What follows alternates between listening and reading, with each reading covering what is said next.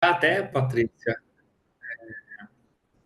para poder a gente começar aqui, eu vou compartilhar a tela, mas até ia pedir para você compartilhar um pouco sobre você, sobre empresa, enfim, o que te trouxe aqui para o nosso papo. Bom, eu tenho, né, eu acabei de participar aí do programa, acabou esse Uhum. domingo aí, né? Ontem foi o último lab, então eu estou saindo da fase de ideação, indo para agora vou entrar em prototipagem, validação, né, Tá. de alguns outros itens, e esse item aí de estratégias comerciais é fundamental, né? É, Hoje eu atuo como comercial numa empresa, né, Uhum. da minha Tá. área, eu sou arquiteta, então eu trabalho na área de desenvolvimento de negócio, área comercial, é, mas é Tá. uma situação diferente. Então, olhar para estratégias comerciais, né, voltada para o meu negócio é fundamental. Eu sou uma pessoa técnica, né? Eu sou gestora de área técnica a vida inteira. De 5 anos para cá que eu fui para a área comercial, Tá. então eu estou ainda vivenciando e quero aprender, né? Principalmente para o negócio. Legal.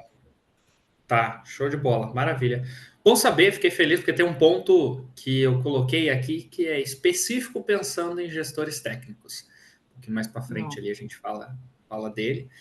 É, mas até para já dar um contexto, tá? Eu sou o Igor Zafka, tá? Eu sou gerente comercial na Quero Educação. Eu tenho ali um pouquinho mais de 8 anos de experiência na área comercial, sendo que a maior parte deles são de startup. Tá? Eu já participei de startup, não vou dizer do começo, né? Dessa parte de incubação, de MVP e tal, mas assim, já entrei desde quando estava nos primeiros milhares de faturamento ali, até atravessar o primeiro milhão, participar de fusões, etc., por aí vai.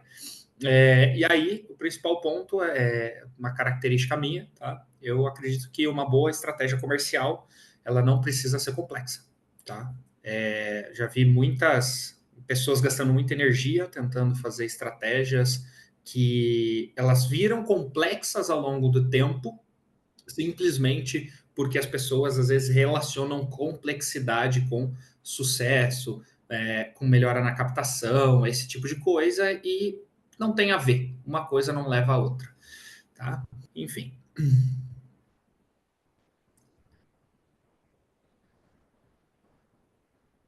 Bom, falando da comercial, né? O que a gente vai abordar aqui sobre estratégias comerciais? Então, como que a gente vai estruturar o comercial, tá? Então, acho que tem muito a ver aí com a fase que vocês estão, que você comentou, tá?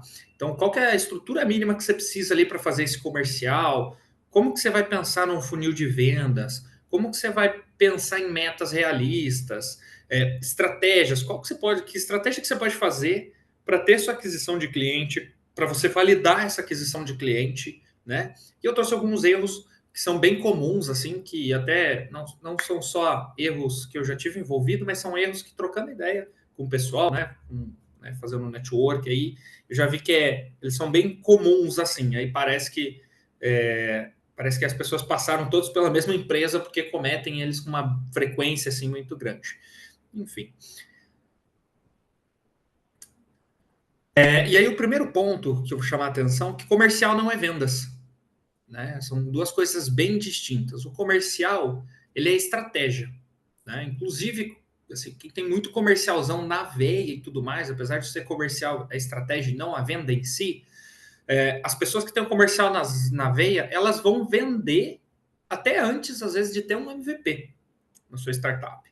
Né? Eu não sei se fez parte aí do seu projeto e tudo mais, mas já vivenciei alguns exemplos onde ter uma venda concretizada foi o estupim para desenrolar um MVP, para ter ali um piloto de alguma coisa e tudo mais. Acho que tem um bom case de sucesso, tem vários, né, hoje em dia, mas acho que um bom case de sucesso é o OneDrive, o cloud da Microsoft. Eles venderam, né, antes até de ter ali algo funcional, e essa venda deles ela foi tão sucesso que eles precisaram fazer coisas mirabolantes para poder executar, porque eles já tinham, na ponta comercial, eles já tinham prometido as entregas e tudo mais. Enfim, E muitas vezes isso não necessariamente você consegue fazer, cara. Você teve um time, tem um CRM, às vezes foi uma planilha e por aí vai, né? Então tem várias pontas ali. E a estratégia comercial, no final do dia, o que ela é? Hoje, né, eu enxergo que ela é como se fosse uma dieta. Todo mundo precisa, né? Todo mundo sabe que precisa, mas as pessoas vão empurrando com a barriga. A realidade é essa. Por quê? Porque nem todo mundo vem do background comercial para saber a significância disso dentro e tudo mais. Por quê? Hoje, no mundo de startups, a gente consegue ter um network muito relevante a ponto de a gente conseguir fazer vendas através desse networking, fechar contratos com pessoas próximas. Vou dar um exemplo, tá? Que eu vencei bastante na startup que eu estava antes da Quero Educação. A gente conseguiu fazer os, sei lá, acho que os 10 primeiros contratos a gente fez simplesmente através de investidores. Né? A startup ela não abriu para muita captação, foi bem family friends assim, até porque normalmente a captação de recurso ela se abre muita mão do poder, do controle, né? Eu tenho um outro amigo que está tendo problema com isso, que ele está sendo quase tocado da startup dele, do board dele ali, porque os investidores não concordam com as decisões, então está divergindo muito e tudo mais, está com um negócio bem complicado ali. Mas enfim, e aí qual que é a questão? Quando a gente vai olhar a estratégia comercial dentro das startups, a gente precisa às vezes validar o produto, o mercado e o canal. E nessa sequência, você pode vender antes de ter o produto, às vezes só com o MVP ou antes do MVP? Pode, depende da tua solução, depende da tua complexidade de negócio, né? Algumas coisas elas precisam ser experimentadas pelo cliente para você conseguir convencer ele. A experimentação faz parte do processo de vendas, inclusive. Então, nesses casos, é pouquíssimo provável que você consiga vender antes de ter algo como produto ali, né? Então, vai da complexidade do mercado, né? Vou dar um exemplo. Tem muitas empresas, startups que trabalham com cibersegurança, nuvem, inteligência artificial. É bem difícil você vender, ou ter um cliente pagante antes de você ter um MVP nesses casos, né? Mas, enfim, junto disso, tem sempre um questionamento que é como que eu trago clientes de forma repetível, escalável e lucrativa? No final do dia, o que o empreendedor quer, que a startup quer, é chegar nesse ponto, né? Descobrir o quanto antes para você conseguir destravar e crescer. Mas é justamente essa curva de aprendizado inicial que ela vai dizer como que você vai conseguir ser escalável. Porque muitas vezes as pessoas conseguem fazer um processo escalável, só que você toma um pênalti. Por quê? Porque às vezes essa curva de aprendizado ela não foi bem executada, tá? A gente vai entrar um pouco nos detalhes sobre isso aí. E aí tem o clássico, né? O funil de vendas. Isso daqui, eu ainda não encontrei um modelo comercial onde não tivesse um funil de vendas. Existem modelos comerciais que não têm o formato do funil, né? Mas eles são, de certa forma, um happy path para você fechar um novo cliente. Então, eles têm um outro formato, mas não deixa de ser um funil ali. Aí, até aproveitando, para te perguntar, Patrícia, como que vocês estão hoje em relação a processos comerciais? Vocês já estruturaram o funil de vendas? Você comentou que foi para o comercial já há 5 anos, mas não me parece que foi justamente no projeto que você está agora, né? Não, na verdade eu estou no comercial numa empresa que eu presto serviço, entendeu? Porque Sim. da minha carreira, da minha trajetória, né, Aham. de gestora técnica. Arquiteta, né? No meu, eu sou arquiteta, mas eu fui para a gestão na minha vida desde muitos anos Tá, atrás. Então, eu trabalhei em construtora, eu sempre fiquei na minha área, mas eu sempre geri empresa, tá, equipes técnicas, né, em construtoras, gerenciadoras, e hoje eu estou numa gerenciadora.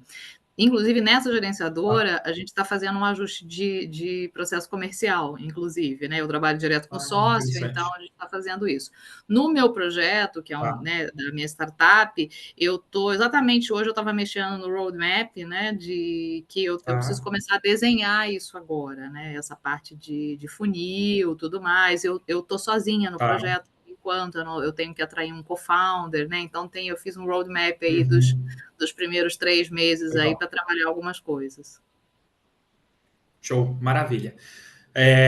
A gente tem dentro do funil algumas etapas que são básicas, né? Na imagem aqui que eu trouxe na esquerda, ali, topo, meio, fundo de funil, é, e uma explicação ali, né? Então você tem público, você tem a parte de anúncio, promessa, oportunidade. Então é quando ele tange o produto, ele tange a solução através dos anúncios, né? A primeira impressão dele, e logo em seguida ele acessa de fato esse funil. Às vezes, não necessariamente é por anúncio, né? Às vezes é por outros canais. A gente vai falar mais à frente sobre os canais em si. E aí ele começa a entrar dentro de fato do seu processo de venda ali de cabeça.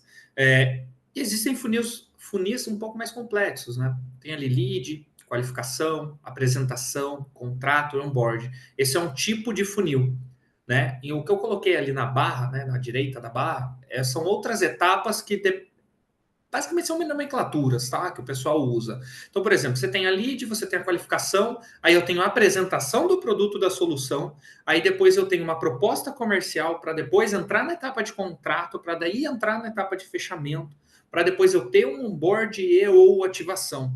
Vai dar complexidade, tá? Eu trabalhei, por exemplo, numa empresa que a solução, o modelo de negócio deles era muito simples.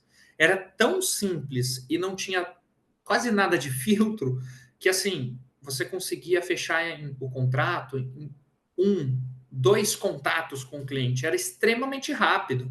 Tanto que o funil que a gente usava lá, ele seguia mais esse modelo da esquerda ali, com 3 etapas, tinha 4 etapas no máximo, né?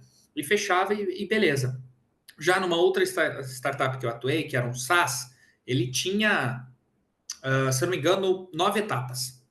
Tá? E obrigatoriamente o cliente só não passava em uma etapa, que era os negados, né? Então, ou ia para sucesso no final, então ele passou em 8 etapas, ou ele foi para negado ali no final do dia.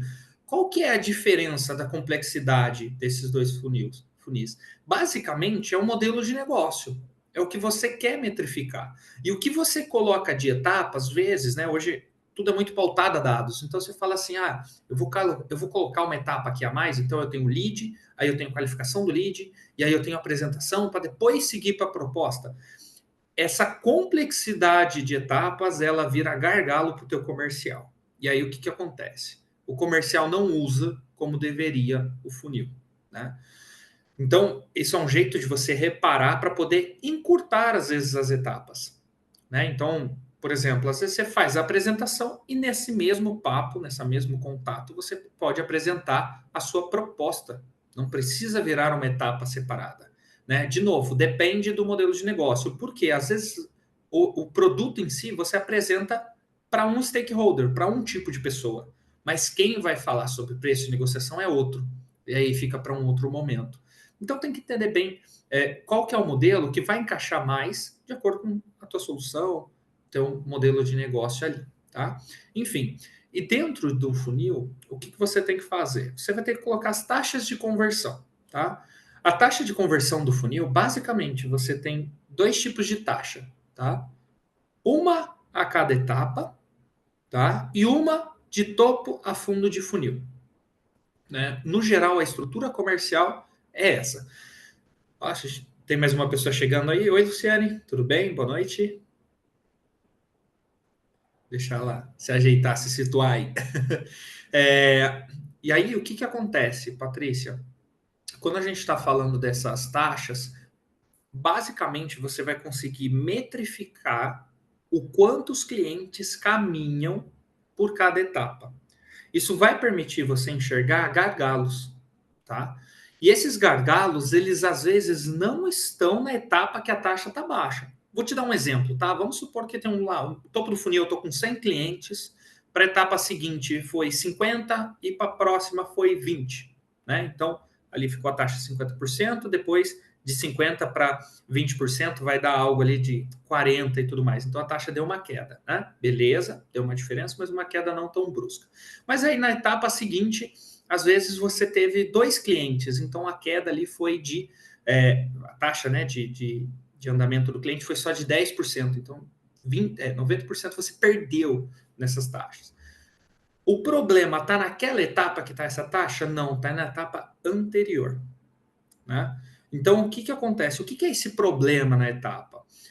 Ele basicamente é esse lead, né, esse cliente, esse deal, ele caminhou quando não devia, quando ele não estava pronto para seguir para aquela etapa. Então é ali que você está tendo essa perda.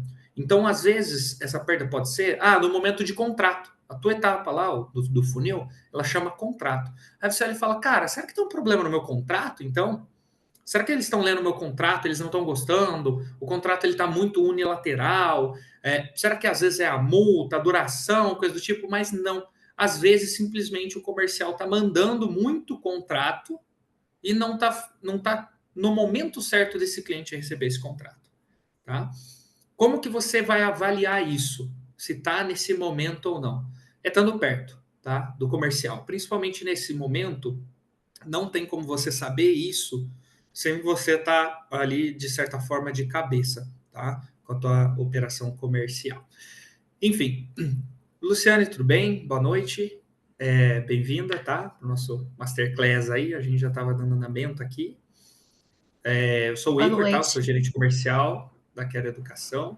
A gente estava abordando aqui o tema de funil, tá? Eu comentei o que a gente vai passar um pouquinho aqui nesse Masterclass, né? Que basicamente vai falar um pouquinho sobre estrutura comercial, como montar um time ali, que horas montar um time, como definir metas, como definir um pouquinho do processo comercial, canais de aquisição de clientes, tem de tudo um pouco ali, beleza? E aí, até para, às vezes, eu direcionar um pouco mais os exemplos, mas sem tomar muito tempo, eu queria que você apresentasse aí o que trouxe você para a gente aqui, para esse Masterclass. Primeiramente, muito obrigada. Tá me ouvindo? Estamos.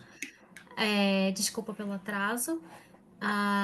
Eu e meus dois colegas, a gente está desenvolvendo o Incluindo com Etiqueta, que tem o objetivo de treinar equipes e lideranças de empresas para receber, lidar e integrar pessoas com deficiência. Então, eu tenho interesse em conhecer mais sobre o assunto vendas. Tá. Legal.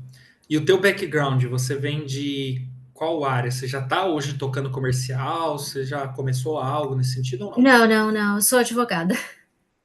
Tá. Sou Mas é bom, advogada sabe e negociar. eu tô aprendendo aqui a vender. Boa, maravilha, show de bola, prazer. É bom que o pessoal, normalmente, quem faz direito, prepara uns argumentos assim que são matadores. É bem bom, eu gosto de aproveitar. Inclusive, hoje eu tive um papo com uma liderada minha, ela faz direito e o papo com ela foi convidando ela a sair da minha área de relacionamento com o cliente para ir para prospecção de clientes, porque ela tem bastante perfil por conta disso. Enfim. E aí, a gente estava comentando um pouco aqui sobre o funil, né, de vendas, um pouco sobre a estrutura, e aí, resumindo, existem diversos tipos de funis, principalmente as etapas dentro dele. As etapas, elas vão estar relacionadas com a complexidade do modelo de negócio. Modelos de negócio mais simples, onde não tem experimentação, a etapa do contrato não é complexa, não envolve muitos stakeholders, você consegue modelar um processo onde você tem menos etapas, tá? E aí o oposto também é verdade, né? Eu citei como exemplo aqui uma startup que eu atuei, tinha 9 etapas ao todo, né? O funil de prospecção comercial, porque a negociação durava em média 3 meses, a maioria dos clientes levava ali em torno de 3, 4 meses, mas uma das negociações mais longas, ela durou 1 ano e meio, que envolvia o time financeiro, o time comercial, o time de operação logística, time de divulgação, enfim, uma porrada de time, porque basicamente era um SaaS, onde toda a operação comercial de venda de editoras, ele passava a ser via esse SaaS, né, essa plataforma. Então, acabava sendo um funil um pouco mais complexo ali. E aí eu estava explicando a parte das taxas, né, entre as etapas do funil e do topo e do fundo do funil. Então, imagine que você tem 5 etapas lá no meio.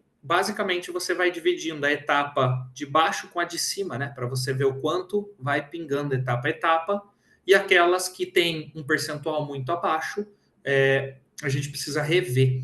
E quando vai rever, não significa que o problema está na etapa que tem a taxa baixa, mas sim na etapa anterior, tá? A maioria das vezes é isso. E do topo com o fundo do funil, basicamente serve para você medir estratégia de mercado, estratégia de tamanho de carteira, estratégia para dimensionar time comercial, a gente entra um pouco mais à frente ali. E junto disso vão ter outros indicadores que não vão estar na ponta do processo comercial, tá? E aí foi um ponto importante que eu comentei, Luciane, que comercial não é vendas, comercial é estratégia e venda é processo. Venda é a parte operacional, tá? E dentro disso, daí falando da parte estratégica, comercial mesmo, você vai ter outras taxas como CAC, LTV, né? CAC, custo de aquisição de cliente, LTV, Lifetime Value e algumas outras ali, que é justamente para você medir a qualidade do cliente que está vindo, tá?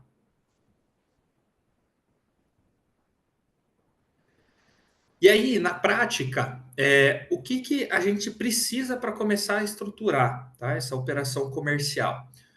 A gente precisa ter o ICP, mas o ICP é pouco provável que você consiga ter um ICP logo no começo, tá? Você vai ter um cheiro ali, mais ou menos, né? Normalmente lá no Canva, né? No Business Model, a gente já começa a desenhar ali um pouco do ICP, ou às vezes até um pouco da persona, mas aqui é um cheiro, você começa a desenhar isso. E por que eu digo um cheiro? Eu tenho um exemplo real, que é hoje da empresa que eu estou, né, da Quero Educação. Eu estou fazendo o ICP pela primeira vez na empresa. Tá? E a empresa, a divisão que eu cuido lá dentro, ela já tem uns 9 anos de idade. Por que então, Igor? Mas você está falando que já começa a desenhar o ICP, mas hoje a empresa, todos esses anos, você não tem o ICP? É porque, primeiro, isso tem que casar com a estratégia. De novo, o comercial é a estratégia. Qual que é a estratégia de vocês com isso? A estratégia dessa empresa a qual eu faço parte hoje, a estratégia dela, a maior parte do tempo, desses 9 anos, foi ali em torno de 5, pelo menos, era vender a empresa. Então, eles não tinham uma preocupação com ICP, mas muito mais preocupação com o aumento de base de clientes. A estratégia que eles fizeram foi de inflar a base de clientes para depois, ao longo do tempo, quando a empresa fosse vendida, eles qualificarem todos esses clientes, reduzisse isso, para daí, de fato, fazer o break-even. Então, o break-even da empresa casou com isso também. Hoje, a gente já tem o break-even e, junto disso, está vindo o ICP. Porque o ICP ele vai virar meio que um indicador de qualidade dentro do teu processo comercial, tá? E quando que você vai escolher fazer isso agora, depois de tanto tempo, ou logo no começo? Depende muito de quando você quer ter um sócio, de quando você quer ter investidores, de como você tem de perfil de estratégia para tua empresa, para tua startup, tá? Tem um outro case real de uma empresa que ela tem 8 anos de mercado hoje, que é esse SaaS que eu comentei antes. E logo, desde o começo, eles já trabalharam com o ICP, já foram definindo isso. Logo, lógico que ao longo do tempo você faz ajustes, mas você já tem ali uma ideia do que você quer. Por quê? Porque a premissa, a cultura dentro dessa startup era crescer com uma fundação extremamente sólida. Então, por exemplo, ela passou pela pandemia e tudo mais, mas ela não teve nenhum tipo de corte, nenhum de funcionário. Tiveram uns clientes que foram pedindo o fim de contrato e tudo mais, mas a empresa não sofreu com esse caminhar todo. E essa empresa que eu estou hoje teve diversos cortes e tudo mais. Por quê? Lembra? A estratégia era inflar a base. E aí, quando veio a pandemia, parou de ter tanta receita, a base estava grande, custo operacional enorme. E aí, como que faz? Então, teve que fazer corte. Tá? As duas empresas trabalham no mesmo mercado, né? Porque senão não ia fazer muito sentido comparar elas, tá? Enfim. Então a gente vai definir no ICP quem que é esse cliente e qual o nicho ele é. Porque nicho é potência e não pensar pequeno. O que é nichar dentro do ICP? Vou supor, às vezes você tem uma solução que... Eu vou dar um exemplo, até não sei se vocês estão acompanhando o podcast que a Fundação Adione tem aqui no Brasil, tá? Foi lançado há pouco tempo.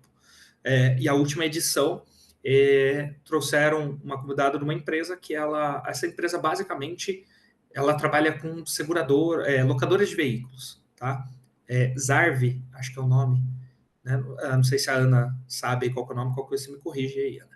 Se eu não me engano, é a Zarve, tá, gente? E aí, o foco dela estava nas empresas de locadora de carros, né, de veículos. Mas uma empresa de segurança abordou ela e falou, cara, por que você não faz para mim aqui também? Ah, foge do ICP e tal.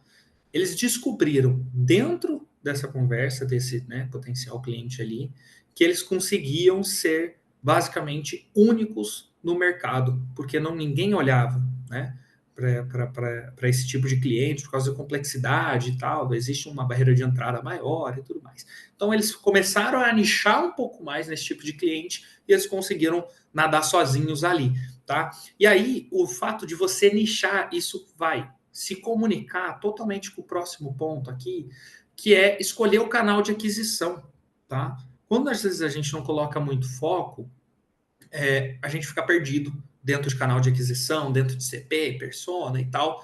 Então, é bom ter esses nichos para poder testá-los também, tá?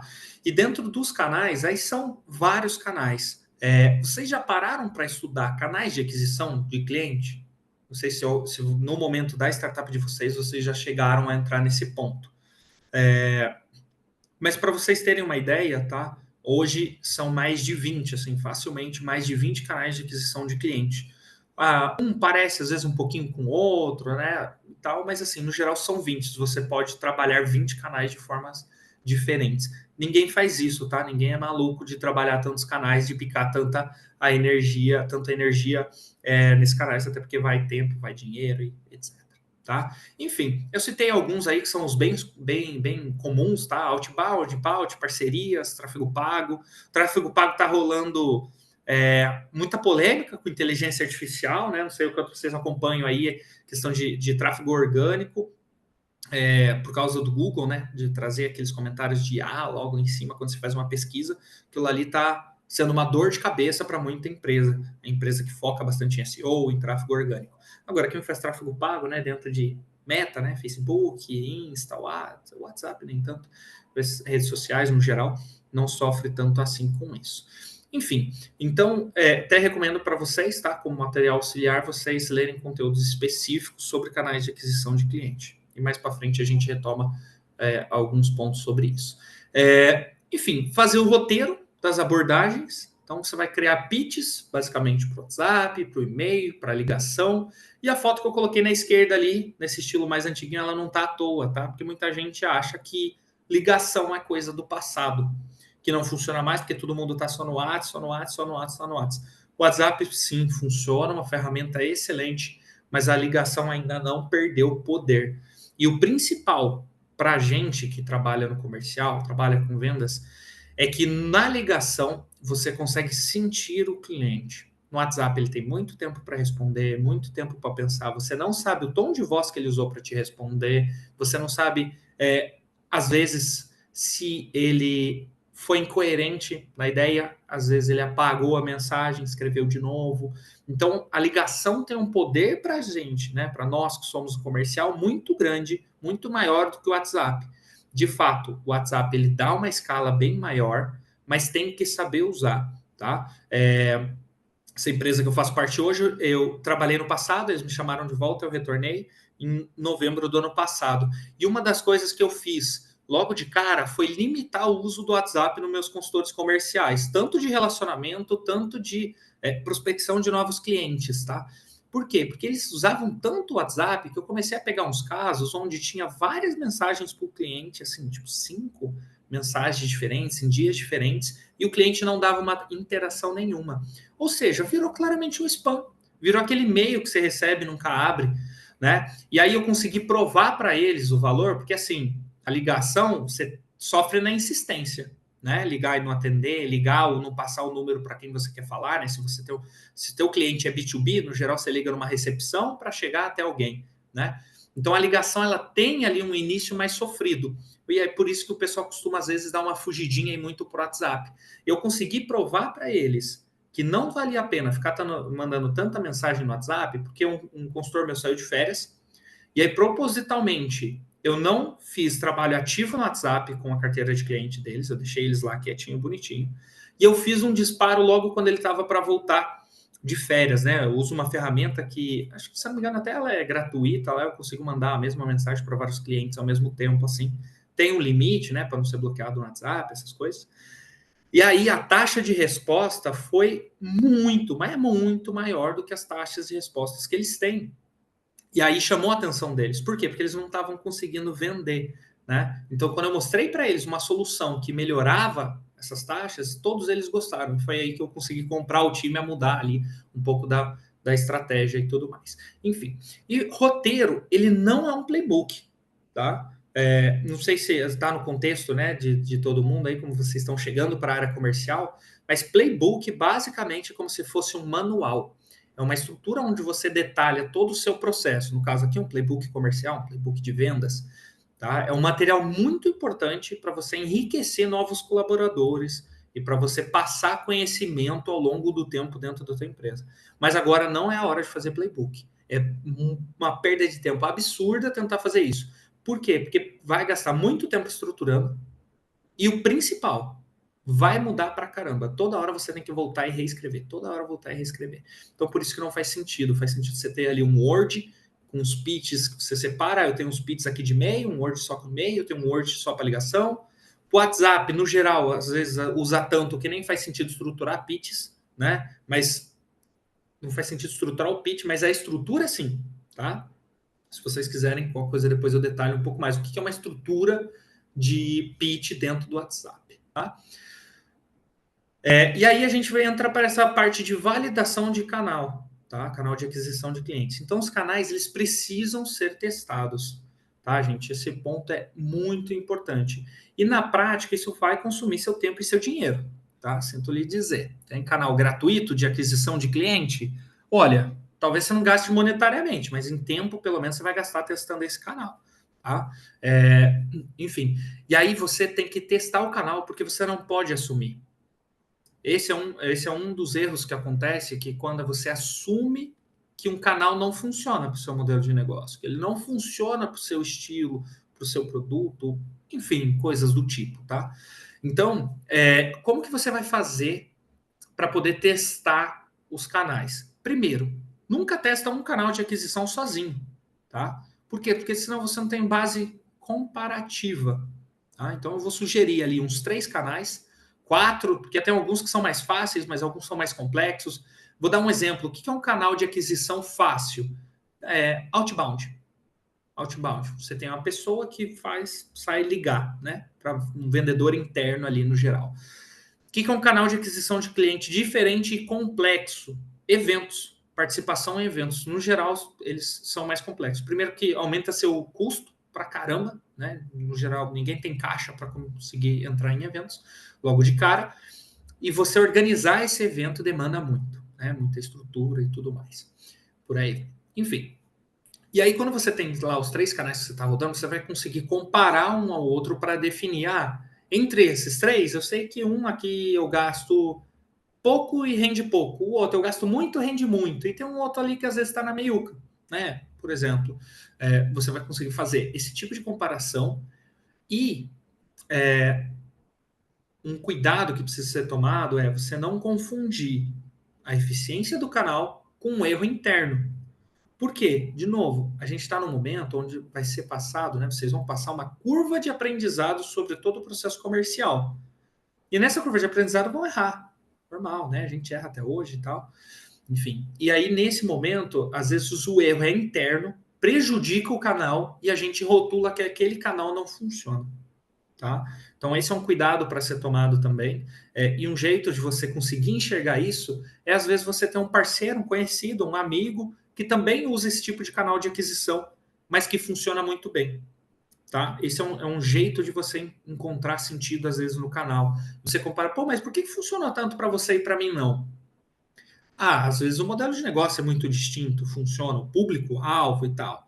Sim, mas se você for respondendo essas coisas e trazendo similaridade, você vai conseguir trocar umas figurinhas bem boas ali, tá? E aí, falando de canal de aquisição de cliente, tem ali algumas indicações que são muito importantes. O CAC, ele vai entrar de novo, Porque, no geral, a gente está construindo comercial, então a gente vai assumir que vocês não têm clientes, ou não tem, ou tem poucos, ou esse cliente ele só paga assim, tipo, cara, sei lá, paga teu custo de imposto, teu custo de estrutura fixa, alguma coisa assim. Então ele não traz grana de verdade. Então o CAC ele vai ser muito importante. Alguns canais, o CAC ele oscila mais do que outros. Tá? Então, vou dar um exemplo, tá? Acontece muito com tráfego pago. Você vai lá e investe 10 mil reais no Instagram e ele te trouxe 100 clientes. Aí você fala, legal, agora eu vou tacar 15, né? 15 mil reais, eu vou esperar 150 clientes, vem 70. Fazendo a mesma campanha, fazendo a mesma ação, você investiu mais e trouxe menos. Tá? Então, isso é comum. Junto disso, qualidade. Tá? Qualidade do quê? Dos leads ou dos contratos que esse canal traz para você. Às vezes o canal ele vai servir melhor para um tipo de público, para um nicho de público do que outro. E nisso você vai conseguir comparar esses clientes e falar assim, cara, esse canal de aquisição ele tem uma eficiência fantástica. O custo dele não é tão alto, ele me traz cliente, é fácil de operar e beleza. Só que o cliente que ele te traz não te ajuda no teu LTV, não te ajuda no médio e longo prazo. Então, é uma das coisas que vocês ponderam quando estão olhando para os canais, tá? Velocidade. Então, esse canal, ele é uma curva de aprendizado rápida ou lenta, tá? Que tipo de canal, Igor, pode entrar nesse modelo? Hoje, a gente fala muito sobre TikTok e Reels do Instagram. Viralização de conteúdo, né? Esse é um canal que tem uma curva de aprendizado longa, tá? Por quê? Porque às vezes você acerta um conteúdo, viraliza pra caramba, e você replica, morre, parece que nada funciona, então você não consegue ter ali uma assertividade boa. Constância.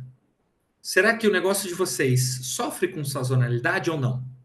Hoje eu trabalho no mercado educacional, mas voltado para a parte de escolas, tá? Eu tenho uma sazonalidade que, olha, dói, tá?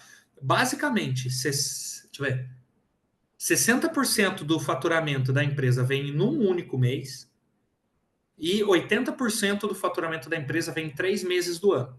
O restante, o faturamento é baixíssimo. Então, o ciclo é longo, né? O mercado de escolas de ensino básico, o ciclo relacional é longo com o cliente. Isso significa o quê? Que eu não tenho margem para testar, para errar. Se eu tenho uma iniciativa, eu testo e ela não funciona, primeiro, está na sazonalidade baixa ou na alta? Porque isso influencia totalmente meus testes.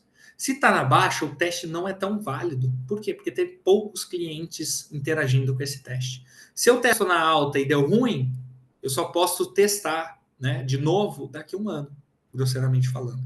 Então, hoje o negócio ao qual eu faço parte, a sazonalidade pega bastante e ninguém no mercado, independente do modelo de negócio, encontrou como fugir dessa sazonalidade. É um negócio cultural dentro do nicho de mercado. Vivemos com isso e pronto, acabou. E a gestão desse canal? A gestão desse canal, ele custa muito esforço para ser gerido? Essa é a pergunta que você tem que fazer. Por quê? Vocês, como empreendedores, vocês, no geral, vão entrar dentro de uma área, dentro do setor. O ideal é que você construa aquilo de uma maneira que faça sentido e chegue num algo ali próximo do que você considera ideal para o teu momento, e você vai para a próxima área. E aquilo fica, né? E você tem que colocar alguém para tocar e rodar sozinho, sem ser dependente de você. E aí, qual que é o ponto? Se isso não acontece, você tem que voltar. E aí você nunca vai dar 100% da sua atenção para as outras áreas. Então, isso eu vou falando às vezes de 2 áreas, até é factível, mas aí você olha lá na sua empresa, vai ter 5 áreas diferentes que você vai precisar estruturar. Às vezes, essa área de agora, sei lá, jurídico, nem é relevante. Paga lá para um advogado, para uma empresa, faz um contrato e beleza, acabou. Só que aí você vai trabalhando nas outras áreas, você deu uma crescida, putz, eu preciso rever a ponta jurídica. E agora? Ou financeiro, né? Tem muitas empresas que terceirizam o financeiro, fazem BPO financeiro e tal, né? Terceiriza, óbvio, a contabilidade, a parte da gestão do financeiro e tudo mais. Aí chega uma hora que, beleza, você está focando nas outras áreas, sua empresa cresceu, você precisa voltar para o financeiro. E aí isso vai te travar para frente, tá? Quando você tem canais ali que custam muito da sua gestão. Indo para a prática, então a gente já construiu ali basicamente um funil comercial, né? Tem um primeiro esboço do funil comercial. A gente tem ali um pouco do que é o ICP, dos indicadores que serão monitorados.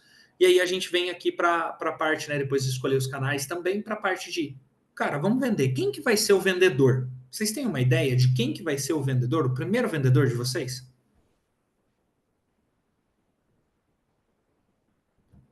Será que vai ser o estagiário que está no primeiro emprego, que foi contratado porque era uma mão de obra mais barata e tal? A gente mesma, né? Exato, tem que ser vocês. Tipo, precisa ser vocês, tá? Então você vai validar tudo pessoalmente, você vai testar esse fluxo pessoalmente, né? Já fui comentando ao longo do nosso papo que em vários momentos, coisas que se remetem a isso, né? Por quê? Cara, o seu primeiro vendedor, ele tem que ter um perfil que é o quê? Resiliente e aprende rápido, tá? Se você tem esse perfil, alguém que aprende rápido e é resiliente, cara, você tem um perfil assim, olha, de ouro para esse seu momento na startup, tá? E resiliente faz parte, né, do empreendedor e aprender rápido. Se não aprender rápido, também o empreendedor fica para trás. O empreendedor, no geral, já tem essas características e mais outras, tá? Então, lógico, você pode, às vezes, do jeito que você vai começar a fazer a venda, mas você já tem, às vezes, alguém ali que você quer colocar como braço. Né? Nada é escrito na pedra, mas você precisa fazer parte do processo. Então, você pode fazer parte junto com o seu vendedor. E aí a gente, né, tendo um vendedor, vai entrar o quê? Modelo de remuneração, tá? O ideal é que você tenha variável e ele seja simples. Não faz um negócio complicado, assim, do tipo, mas eu quero molhar mais a mão da pessoa para ela trazer um contrato melhor para mim, só que aí o teu modelo de negócio não permite definir isso de forma fácil. Cara, não tenta entender isso, joga para frente, às vezes define um valor lá que você paga de boa pro cara e beleza. Vou dar um exemplo bem prático, tá? De quando fica difícil definir o variável. Essa empresa SaaS que eu trabalhei, no mercado educacional, basicamente ela transacionava todo o faturamento da empresa que virava nosso cliente, tá? Então, por isso a negociação era lenta no mercado educacional, tinha que ter uma relação de confiança muito grande, porque a gente assumia o financeiro da empresa. Basicamente era isso. Todo o dinheiro dele, o fluxo de caixa dele ia passar dentro desse SaaS aí. E dentro disso, eu fechava o contrato, por exemplo, em abril, vamos supor. Ele ia usar, lembra da sazonalidade que eu comentei no mercado educacional? Ele ia usar o SaaS de fato, a gente ia fazer o onboard, treinamento e tal. Ele ia começar a estruturar para ser usado em outubro, para daí ali para frente ter o pico de vendas dele, até ali final de fevereiro, meados de março, para daí eu ver o valor que esse cliente me trouxe. Então percebam, eu negociei em abril lá atrás com ele e eu falei, cara, esse cliente ele vai trazer 5 milhões de GMV, né, de receita movimentada para a gente aqui. 5 milhões, beleza. Lá em abril do ano que vem, eu vou ver se ele fez 5 milhões mesmo ou não. E aí, como que eu pago o meu consultor comercial nesse cenário? Ele fechou em abril e o comercial, ele quer rápido o variável dele. É assim, né? Senão você não motiva ele. Quanto mais você demora para pagar, menos você motiva o teu comercial. Tá? Então, mas e aí? A empresa não recebeu. Como que eu vou pagar meu consultor comercial se eu não tive sucesso na receita e tudo mais? Pode ser no contrato? Se esse valor mínimo de 5 milhões estava no contrato do cliente? Às vezes é uma solução. Às vezes não é. Nesse SaaS que eu fiz parte, não. Tá? Então ficava para depois. A comissão era uma vez no ano, era paga em maio e acabou. Você fechava o contrato o ano inteiro para receber só em maio. Né? A empresa sabia que não era o ideal e tudo mais, mas assim, a gente trabalhou muito junto para encontrar um modelo e a gente não achou algo que fizesse sentido, tanto para o time comercial quanto para a empresa. Tinha essas dificuldades e a gente conseguiu equilibrar fazendo dessa forma para ser anual. Tá? Enfim, no começo do papo eu mencionei uma outra empresa que fiz parte, onde era possível fechar o contrato com às vezes um ponto de contato com a pessoa, né? Falou 2 vezes com o cliente ali, você já fechava o contrato. Aí a comissão era paga extremamente rápido. Fechou, recebeu. Né? Tinha um fluxo, acho que semanal, mensal, nem lembro. Algo assim. Então, nesse sentido, é muito bom para o comercial, mas aí, de novo, né? Fluxo de caixa da empresa fica como? Se esse cliente já começa a te pagar, beleza, tá tudo certo. Mas é uma coisa ali que você tem que levar em consideração também, tá? Enfim, ferramentas. Então, qual que é o mínimo de ferramentas que o teu vendedor precisa para ter sucesso?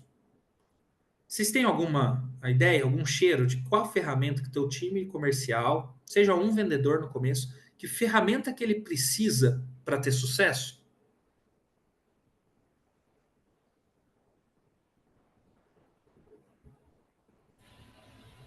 A ferramenta que você diz tecnológica? Isso, o que você precisa dar na mão do teu vendedor para que ele consiga trabalhar e performar bem dentro do que você está Um esperando aí? telefone. Que ele precisa trabalhar um telefone, mas se for tecnológica, talvez um CRM ajude, né? Cara, é exatamente isso, tá, Patrícia? O bom vendedor, ele vai precisar o que conecta ele com o cliente. O WhatsApp, Uhum, ou um número para ele ligar, né? Uma conta de celular ilimitada, tá? uhum. Você não precisa gastar tempo, cara. CRM, não sei o que, outra ferramenta, e dashboard. Cara, não.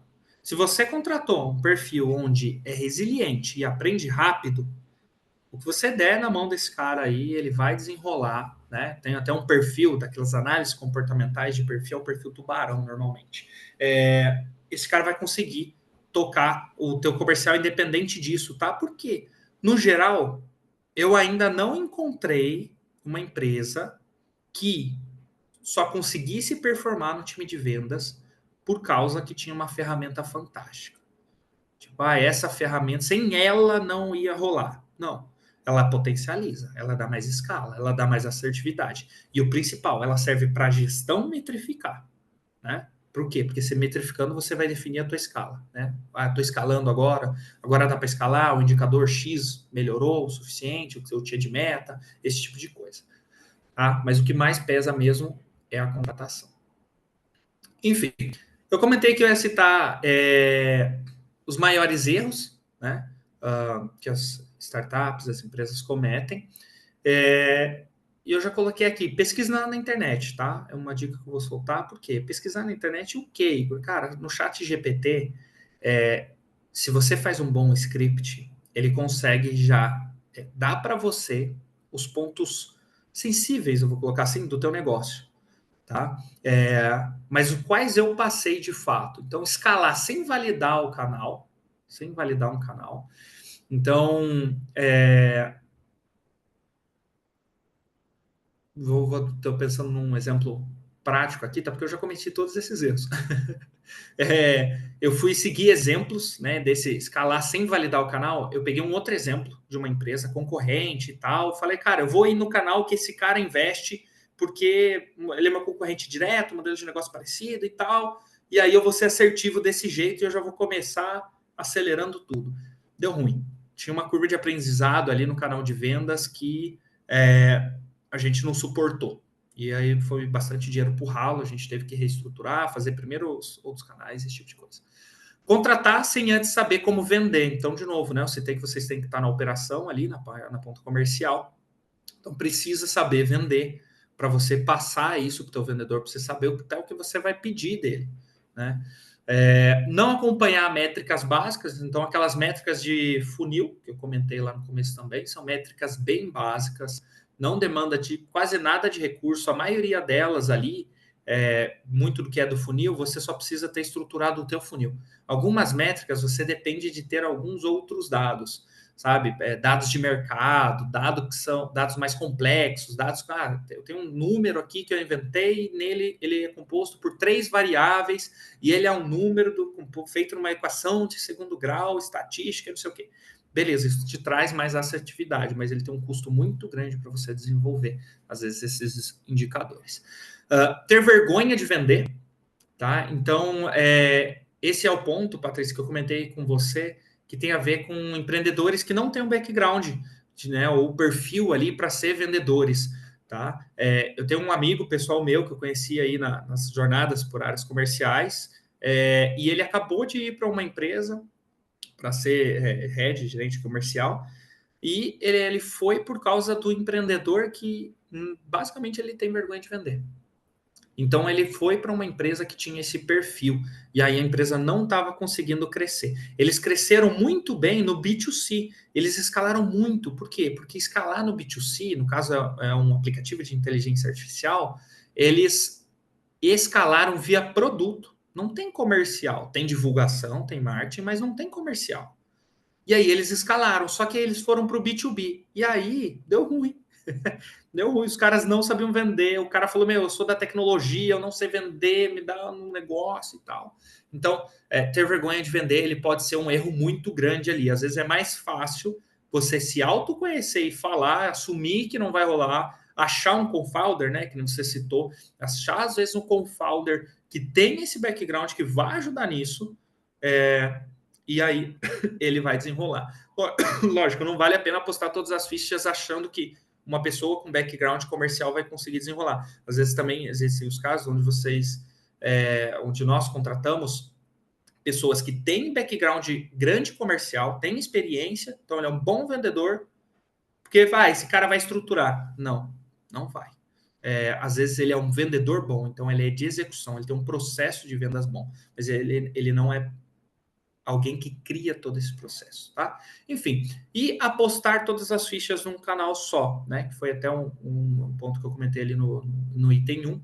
Então, por exemplo, né? Hoje em dia, o canal que as pessoas, na minha visão, eles cometem erro em apostar todas as fichas nesse canal é Instagram e TikTok, tá? Porque tá muito viralizado, tá muito em alta e tudo mais. Não é que não funciona, mas o ponto é colocar todas as fichas. Então, acaba gastando muito dinheiro e outra, você fica com um risco extremamente grande. Né? Eu comentei aí do exemplo de SEO, né? O Google começou a mostrar lá o resumo com inteligência artificial e as empresas estão desesperadas. Por quê? Porque o Google tem uma representatividade enorme no fluxo delas, né? Na questão do tráfego delas. Então você fica muito suscetível a isso. O ideal é que você não tenha um só canal, tá? Metas. Como que a gente vai definir as metas? Então, você vai definir e metrificar por processo no começo, por produtividade, tá? E não por resultado. Por quê? Qual que é o melhor cliente que você fecha? Às vezes você nem sabe ainda também, entendeu? Então, como você vai cobrar isso do vendedor, né? Fica mais complicado ali. E aí, quando você paga por resultado, né? Abre uma margem para basicamente dar ruim. Dar ruim em qual sentido? Ou você vai pagar muita comissão para o teu vendedor, tá? Quando você vai pagar por resultado de contrato fechado ali. Ou pior ainda, você vai pagar pouco. Por quê? Porque não acertou o processo de vendas, porque não acertou o perfil, porque não acertou o canal. E por que é ruim pagar pouco? Porque você vai desmotivar. E aí leva a um cenário de bola de neve. Então, de novo, variável, você fazer de um modelo simples, básico, que às vezes ele te dá mais previsibilidade, segurança de acordo com o teu fluxo de caixa, tá? Para que você tenha essa constância com quem está ali no teu comercial. Não vale a pena tentar fazer um modelo complexo, onde você até quer pagar mais ainda para o cara quintuplicar o salário desse cara. Mas às vezes isso vai te gerar ali, né? Você já está muito exposto ao risco no começo, isso vai te gerar essa complexidade, não vai fazer sentido. Enfim, usa as taxas do funil para fazer metas, tá? E metas reversas. O que é isso? Lembra que eu falei? Topo do funil para o fundo do funil. Vai te gerar um número. Eu converto 10% de tudo que entra no meu funil. Beleza. Então eu quero 50 clientes. Quantos eu preciso prospectar? Quantos eu preciso falar? Quantos eu preciso alimentar no funil, movimentar? 500, né? Vamos supor. Aí você multiplica a taxa, isso é fazer uma meta reversa. E aí você consegue dar produtividade nesse sentido. Tá? E uma diquinha extra ali, métrica boa é aquela que acompanha o resultado, tá? Isso parece muito óbvio, mas quando você vai para a prática, ela foge um pouco, tá? Por quê? Às vezes a gente tem umas métricas que elas são de qualidade, e aí ela às vezes está dentro do que você considera padrão, meta, etc. Então ela está em 100%, só que o teu faturamento não vem. E aí? Eu hoje, para o meu time comercial, a meta deles é faturamento. Mas a principal métrica que eu uso com eles ao longo do ano inteiro é um indicador de qualidade. Só que a gente está revendo ele. Por quê? Porque ele traz essa incerteza. Eu bato ele, mas não bato o faturamento. Então, que métrica é essa? Que não acompanha meu resultado. Né? Ela deixa de ter valor ali. Beleza? E aí, chegando no nosso horário aqui do final, acabou demorando ali uns minutinhos a mais ali, mas esse é o último slide, tá? Penúltimo, na verdade. No final dessa fase inicial, Minas, o que a gente vai ter ali? A gente vai já ter passado por algumas experiências, essas curvas de aprendizado. Então, você vai ter ali um pouco do cheiro do ICP do cliente que vocês buscam, né? Algo ali um pouco mais, às vezes, do nicho, de onde ele está. Você vai ter um canal principal que você viu que funciona melhor não só em resultado, melhor em saúde financeira para o fluxo de caixa, melhor, né, principal, porque a gestão dele não é tão complexa, e você vai ter esses canais secundários, que às vezes faz sentido você marcar uma presença, mas não é onde você coloca mais energia ali. Você vai ter uma abordagem de cliente que é funcional, então você já vai ter passado por alguns pitches, e você vai entender aquilo que o teu cliente, né, o teu ICP, ouve, tá? Vou dar um exemplo prático, tá? De um pitch aqui. Eu citei bastante escola, né? Porque hoje eu estou no mercado educacional. Eu tenho um time comercial que fala com a escola e a gente leva mais clientes para as escolas, mas eles não podem falar que eles vão vender mais para a escola. Olha que curioso. Então a gente tem uma parceria B2B e eu não posso chegar. Meu objetivo é fazer esse cara vender mais, mas eu não posso falar para ele que eu vendo mais.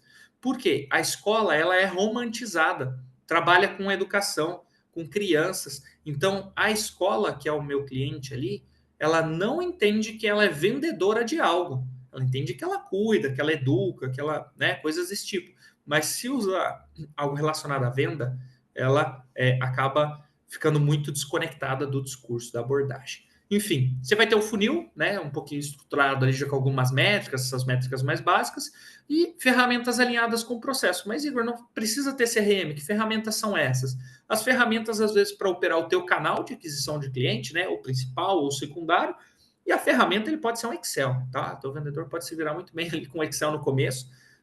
Na hora que você tiver um CRM, você vai sofrer para ele aprender a usar esse CRM aí, porque, no geral, o bom comercial não usa direito o CRM, é um problema bem comum, tá? Enfim, depois disso, vai ali passar para o playbook, vai refinar dados, refinar métricas e os indicadores para vocês começarem com pequenas contratações. Tá? No geral, isso fica aí como próximo passo, né? Até ali já uma caminhada bem longa, tá? Para fazer todas essas 6 etapas aqui que eu trouxe, mas já fica uma diquinha ali do que vocês podem ter como seguinte, tá? Enfim, eu separei aqui, gente, um espaço para perguntas, tá? Mas como deu aqui o nosso horário, já estourei 3 minutinhos, acho que tem meu contato aqui, ó. Deixa eu até passar para vocês. Vocês podem me chamar, tá? Para ficar à vontade, para tirar qualquer dúvida, para a gente se conectar ali um pouco mais. E aí, só para fechar com chave de ouro, uma sugestão para vocês: gastem energia de vocês nos pontos críticos, tá? Dessa estruturação comercial. O que é esse ponto crítico ali? Basicamente, é canal de aquisição de cliente, tá? Como vender, você precisa descobrir como vender, e o principal, contratar boas pessoas, tá? A gente vai resumindo isso daí. Você não precisa estudar muito estatística para bolar uma métrica, você não precisa fazer lá teu playbook, você não precisa, eu falei que tem mais de 20 canais, você não precisa testar os 20, né? Você precisa ir testando alguns, pode ser que você vá testando e nesse caminho se contente com algum ali no meio, pare de testar os outros e deixe os outros para frente, né? Mas seriam esses 3 pontos críticos. Certo?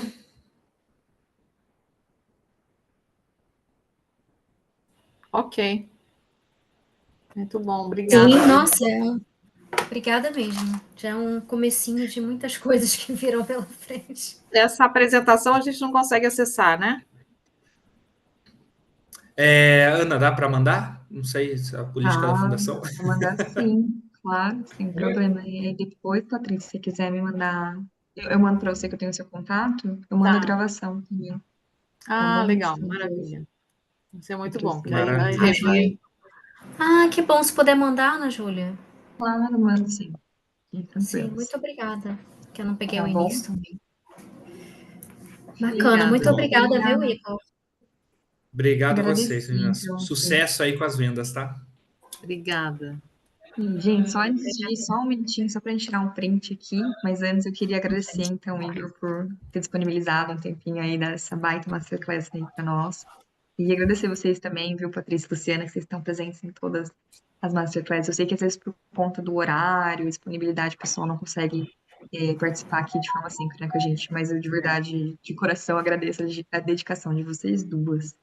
E antes da gente encerrar, então, convido vocês a se inscreverem na Masterclass que a gente vai ter na semana que vem, vai ser na terça que vem, com o Guilherme, sobre temas jurídicos, né, para empresas e startups. E vamos tirar um printzinho aqui, uma fotinha, então, tá? Depois a gente postar, tá bom? E marcar vocês lá. Então, vamos lá. 3, 2, 1 e... Foi, muito Boa. obrigada, gente. Obrigada, viu? Eu que Valeu, até agradeço. mais, pessoal. Boa noite, Tchau. gente. Boa noite. Boa Obrigada. noite, Tchau, pessoal. tchau. Tchau, tchau. Tchau.